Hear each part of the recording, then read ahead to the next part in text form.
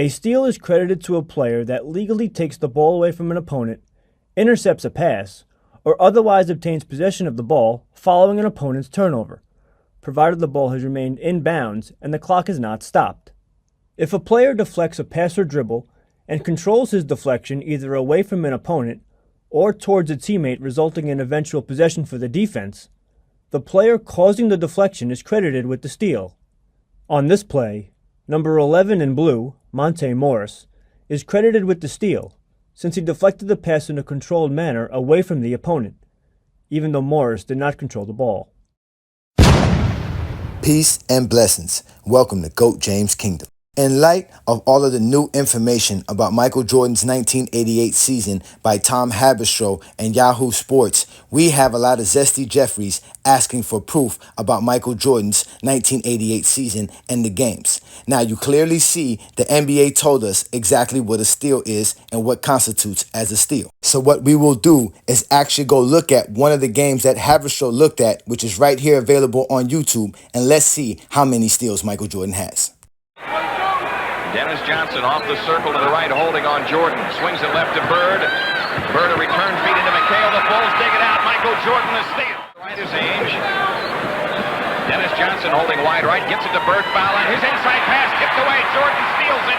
Michael Jordan. So there were two steals by Michael Jordan, and that last one was not by the letter of the law, but we gave it to Michael Jordan. Michael Jordan would not have another steal for the rest of the half, but at the end of the first quarter, there were 4 turnovers accredited to the Celtics, which were all live ball turnovers.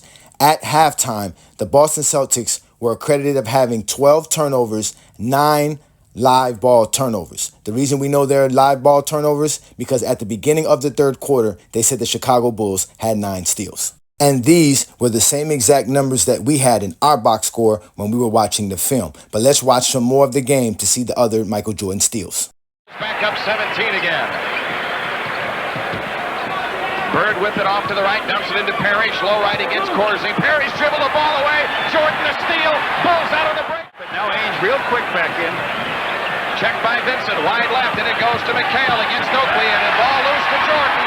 Michael Jordan brings it up for the Bulls. Now, these were the only 2 turnovers Boston had in the entire third quarter, and at the end of the third quarter, the box score showed that Boston had 14 turnovers. Now, Boston will go on to have 3 more dead ball turnovers in the fourth quarter, with Chicago having 11 steals, 4 of which were for Michael Jordan, but somehow the box score said this. Player of the game, 5 steals, 50 points. What the hell? Turning away the Boston Celtics tonight to give the Bulls their second victory this year against Boston.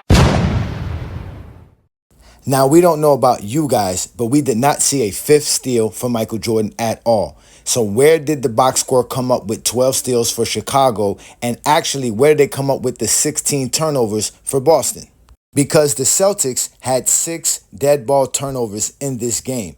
So there's no way they only had 16 turnovers on 12 steals. And this is what Tom Haberstroh was talking about when he said the numbers did not add up when we look at these games from the Michael Jordan 1988 season. And he recorded that Michael Jordan only had 3 steals in this game. We gave Michael Jordan 4 steals, even though 2 of these steals should have went to his teammates.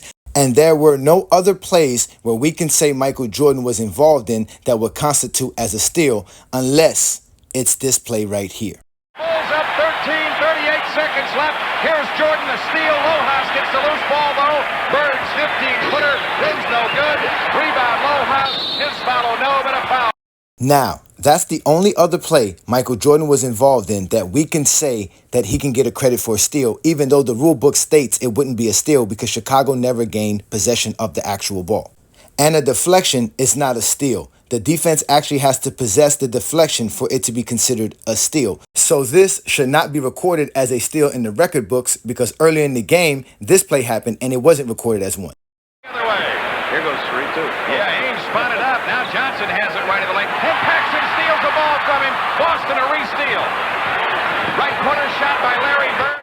So, for Michael Jordan to have 5 steals in this ball game, they must have recorded that last deflection as a steal, while not actually recording John Paxson's deflection as a steal, which lends to Haberstroh's comments about how they were giving Jordan steals and not to his teammates under the same circumstances or situations. So did the Chicago scorekeeper just not count Paxson's steal and count Michael Jordan's steal, which would account for 12 steals, although there were 6 dead ball turnovers for the actual Celtics? This is what Haberstroh was talking about when he mentioned cookbooks and fake stats. Because if that deflection was good for Jordan, it should be good for Paxson as well. Not to mention, they already gave Michael Jordan 2 other teammates steals from their deflections.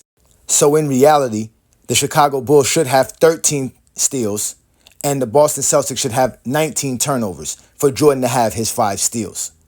But again, that's not what he had. And that's why he's the fake defensive player of the year in 1988.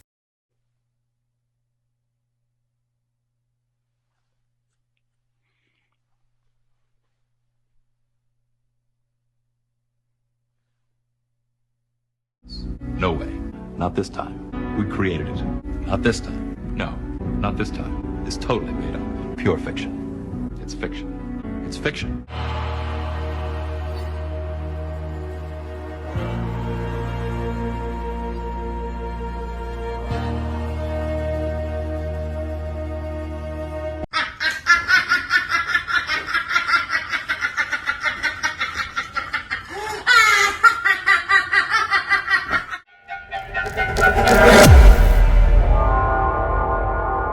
Here's Jordan, the steal. Lohaus gets the loose ball, though.